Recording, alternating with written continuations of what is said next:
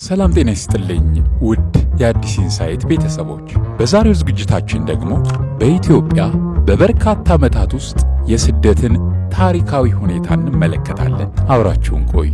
ከጊዜ ወደ ጊዜ አሳሳቢነቱና ውስብስብነቱ እየጨመረ የመጣው ስደት በኢትዮጵያ ለስደት በአበይትነት የሚጠቀሱ ምክንያቶች ፖለቲካዊ፣ ማህበራዊ፣ ኢኮኖሚያዊና አካባቢያዊ ሁኔታዎች ሲሆኑ በየዓመቱ እስከ 250 ሺህ የሚጠጉ ዜጎች አካባቢያቸውን ለቀው እንደሚሰደዱ ይነገራል። ባለፉት 10 ዓመታትም በርካታ ኢትዮጵያውያን የተሻሉ ዕድሎችን በማፈላለግ ከሀገር ውስጥ ከገጠር ወደ ከተማ፣ ከክልሎች ወደ ሌሎች ክልሎች እንዲሁም ከሀገር ውጭ ወደ ተለያዩ የዓለም ክፍሎች ተሰደዋል። አሁን ላይ በተለይም በውጭ ሀገራት የተለያዩ የሥራ ዕድሎችን አግኝቶ የራስንና የቤተሰብን ሕይወት ለመቀየር እንዲሁም ከተለያዩ ጦርነቶችና ግጭቶች ራስን ለማሸሽ ስደት እንደ መፍትሄ ይወሰዳል። ታሪክን ወደ ኋላ መለስ ብለን ስናይ የኢትዮጵያ ፍልሰት በአብዛኛው ውስጣዊና በሀገር ውስጥ የሚደረግ ነበር። የተለያዩ ብሔር ብሔረሰቦች በየወቅቱ ለእርሻ፣ ለንግድና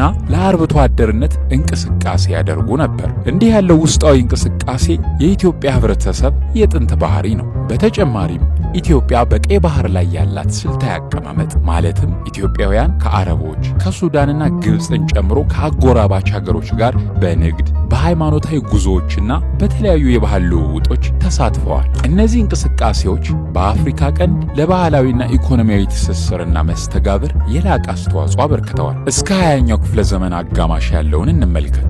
ኢትዮጵያ ከ1960ዎቹ አጋማሽ ጀምሮ ከፍተኛ የሆነ ተደጋጋሚ ድርቅ፣ ረሃብ፣ የከፋ የፖለቲካ ቀውስ፣ አስከፊ የእርስ በርስ ጦርነት ገጥሟት ነበር። በተመሳሳይ ጊዜም በመንግስት በተወሰደው የመሬት ማሻሻያ ፕሮግራም በግዴታ የውስጥ ሰፈራ ወይንም መንደር እየተባለ በሚጠራው ማዕከል የገጠር ማህበረሰቦችን ማስፈር ተጀመረ። በ20ኛው ክፍለ ዘመን ደግሞ ከኢትዮጵያ ወደ ዓለም አቀፍ ፍልሰት በይበልጥ ጎልቶ የታየበት ጊዜ ነበር። በርካታ ኢትዮጵያውያን ተማሪዎችና መምህራን በውጭ ሀገራት በተለይም በአሜሪካና አውሮፓ የትምህርት ዕድል ይፈልጉ ነበር። የአፄ ኃይለ ሥላሴ መንግስት ብዙ ተማሪዎችን በምዕራቡ ዓለም እንዲማሩ በማድረግ በመደገፍ ኢትዮጵያውያን ዲያስፖራ ማህበረሰብ እንደ ዋሽንግተን ዲሲና ሎስ አንጀለስ ባሉ ከተሞች እንዲቋቋሙ አድርጓል። በአፄ ኃይለ ሥላሴ ዘመነ መንግስት ማለት ከ1930ዎቹ ጀምሮ የሚሰደደው ቁጥር አነስተኛ ሲሆኑ እነርሱም በዋናነት ወደ ውጭ ሀገር ለትምህርት የሚሄዱና ሲመለሱ ቁልፍ የሆነ መንግስታዊ ሚና የሚሰጣቸው ናቸው። ከ1941 እስከ 1974 ባለው ጊዜ ውስጥ እስከ 20 ሺህ የሚጠጉ ኢትዮጵያውያን በትምህርትና ዲፕሎማት ሆነው ሀገራቸውን መልቀቃቸውን የስደት ፖሊሲ ኢንስቲትዩት መረጃ ያሳያል። የደርግ ዘመን እንደ ኤሮፓውያኑ አቆጣጠር ከ1974 እስከ 1991 የፖለቲካ ለመረጋጋትና የበዛ ስደት የተስተዋለበት ጊዜ ነው። በ1974 ዓመተ ምህረት የአፄ ኃይለ ሥላሴ ከስልጣን መውረድና የወታደራዊ ደርግ መነሳት በኢትዮጵያ የስደት ታሪክ ውስጥ ትልቅ ለውጥ አምጥቷል። በተለይም ደርግ ስልጣን ከያዘ ከሁለት ወራት በኋላ በርካታ ቁጥር ያላቸው የፖለቲካ ተቃዋሚዎችን በሞት መቅጣቱ አዲስ የስደት ማዕበል እንዲጀመር ምክንያት ሆነ። የቀይ ሽብር ዘመቻም በ1991 ደርግ እስከወደቀበት ጊዜ ድረስ የእርስ በርስ ጦርነትን አስከትሏል። እንደ አውሮፓውያን አቆጣጠር በ1980ዎቹ አጋማሽ የተከሰተው ረሃብም በሚሊዮኖች የሚቆጠሩ ሰዎች ለሞት እንደዳረጋቸው ይነገራል። ኢትዮጵያ እንደ አውሮፓውያኑ አቆጣጠር ከ1977 እስከ 1978 ከሶማሊያ ጋር ያደረገችው የኦጋዴን ጦርነትም ለበርካታ ሰዎች መፈናቀል ምክንያት ሆኗል። እንደ አውሮፓውያኑ አቆጣጠር በ1980 ዓመተ ምህረት ከ2.5 ሚሊዮን በላይ ኢትዮጵያውያን በግዳጅ ተፈናቅለው በርካቶች በሱዳን፣ በኬንያ በኋላም እንደ አሜሪካ፣ አውሮፓና አውስትራሊያ ባሉ ምዕራባውያን ሀገሮች መስፈራቸውን የፍልሰት ፖሊሲ ተቋም መረጃ ይገልጻል። እንደ አውሮፓውያን አቆጣጠር በ1980ዎቹ አጋማሽ የተከሰተው ረሃብ የስደት ቀውሱን የበለጠ አባባሰው። የዓለም አቀፉ ማህበረሰብ ለረሃቡ የወሰደው እርምጃ በወቅቱ ከነበረው የፖለቲካ ሁኔታ ጋር ተዳምሮ ብዙዎች ሀገር ጥለው እንዲሰደዱ ምክንያት ሆኗል። ድህረ የደርግ ጊዜ እንደ አውሮፓውያኑ አቆጣጠር ከ1991 እስከ አሁን ያለውን ጊዜ ደግሞ እንመልከት። በ1991 ዓመተ ምህረት የደርግ መንግስት መውደቅና የኢትዮጵያ ሕዝቦች አብዮታዊ ዲሞክራሲያዊ ግንባር ኢህአዴግ መንግስት መመስረትን ተከትሎ ኢትዮጵያ አንጻራዊ የፖለቲካ መረጋጋትን አሳልፋለች። ይህም ከ1970 ሺህ በላይ ኢትዮጵያውያን ስደተኞች ከጎረቤት ሀገራት እንዲመለሱ ምክንያት ሆኗል። ይሁን እንጂ በጊዜው የተፈጠሩ ከፍተኛ ሥራ አጥነትና ድህነት እንዲሁም ኢኮኖሚያዊ ተግዳሮቶች አዲስ የስደት አዝማሚያዎችን አነሳስተዋል። እንደ አውሮፓውያኑ አቆጣጠር በ2000ዎቹ መጀመሪያ ላይ ብዙ ኢትዮጵያውያን የቤት ውስጥ አገልግሎት፣ የግንባታ ሥራዎችና መስተንግዶ ባሉ ዘርፎች ሥራ ፍለጋ ወደ መካከለኛው ምስራቅ በተለይም ወደ ሳውዲ አረቢያና የተባበሩት አረብ ኤሚሬትስ መሰደድ ጀመሩ።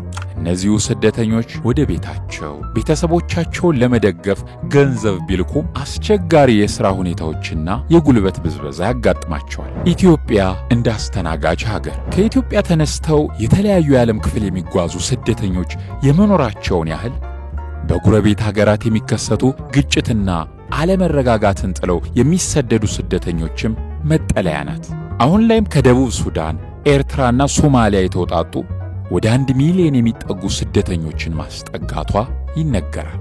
ይህም በአፍሪካ ትልቁን ስደተኛ ከሚያስተናግዱ ሀገራት አንዷ እንድትሆን አድርጓታል። እንደ አውሮፓውያን አቆጣጠር በ2025 በወጣው የዩኤንኤችሲአር የተባበሩት መንግስታት የስደተኞች ኮሚሽን ሪፖርት መሰረት በኢትዮጵያ 1,011,585 ስደተኞችና 63,494 ጥገኝነት ጠያቂዎች በአጠቃላይ 1,075,079 ስደተኞች እንደሚገኙ አመላክቷል። ከዚህ ቁጥር ውስጥ ሴቶች 52% ሲሆኑ ወንዶች ደግሞ 48% የሚሆነውን ይይዛሉ። አብዛኞቹም ከደቡብ ሱዳን 40%፣ ከሶማሊያ 34%፣ ከኤርትራ 17% እንዲሁም ከሱዳን ደግሞ 9% ናቸው። የቅርብ ጊዜ አዝማሚያዎች እንደ አውሮፓውያኑ አቆጣጠር ከ2015 እስከ 2025 ባሉት ዓመታት ያለውን ደግሞ እንመለከታለን። እንደ አውሮፓውያኑ አቆጣጠር ከ2015 ዓ.ም ጀምሮ ፍልሰት በከፍተኛ ሁኔታ ጨምሯል። ከ2015 እስከ 2020 ባለው ጊዜ ውስጥ ወደ 839,000 የሚገመቱ ኢትዮጵያውያን ሀገር ጥለው እንደተሰደዱ ይገመታል። እንደ ዓለም አቀፉ የስደተኞች ድርጅት IOM ዘገባ ከሆነ ከእነዚህ ስደተኞች ውስጥ አብዛኞቹ ከ15 እስከ 24 ዓመት ዕድሜ ያላቸው ናቸው። 31% የሚሆኑት ኢትዮጵያውያን ስደተኞች ወደ ሳውዲ አረቢያ ሲጓዙ፣ ሌሎች ደግሞ ደቡብ አፍሪካ፣ የተባበሩት አረብ ኤሚሬትስ፣ አሜሪካና የመን ተጉዘዋል። አብዛኞቹ እንደ የቤት ውስጥ ሥራ፣ የግንባታና ግብርና ባሉ ዘርፎች ዝቅተኛ ክህሎት በሚጠይቁ ሥራዎች ላይ እንደሚሰማሩ ጥናቶች ያመለክታሉ። አዲሱ የአሜሪካ ተመራጭ ፕሬዝዳንት ዶናልድ ትራምፕ የኢሚግሬሽን ለውጥና እያደገ ያለው ፈተና ለአፍሪካ illegally crosses the border will be detained until they are removed out of our country and back to the country from which they came.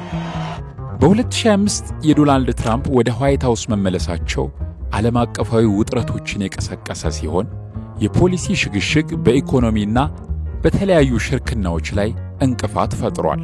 ጥብቅ የአሜሪካ የኢሚግሬሽን ሕጎችና ዲፕሎማሲያዊ ቅድሚያ የሚሰጧቸው ጉዳዮች የስደተኞችን ዘይቤና ኢኮኖሚያዊ ተስፋዎች እየቀነሱ ባሉበት ለስደተኞች የሚሰጧቸውን የተለያዩ ማበረታቻዎች እየቀነሱ ይገኛሉ። ሁለተኛ የሥልጣን ዘመናቸውን የጀመሩት ዶናልድ ትራምፕ ከዚህ በፊት ታይቶ የማይታወቅ የስደት ማዕበል በዩኤስ ኢሚግሬሽንና ጉምሩክ ማስፈጸሚያ ICE በኩል ጀምሯል። በተለይም ሕጋዊ ያልሆኑ ስደተኞችን ኢላማ ያደረጉ የተለያዩ መመሪያዎች በመውጣት ላይ ይገኛሉ። በዩናይትድ ስቴትስ ውስጥ ለሚኖሩ ብዙ አፍሪካውያን ይህ ፖሊሲ የተሻለ ሕይወት ለመፍጠር በሚያደርጉት ጥረት ውስጥ ትልቅ ፈተና እንደሚፈጠር ይገመታል።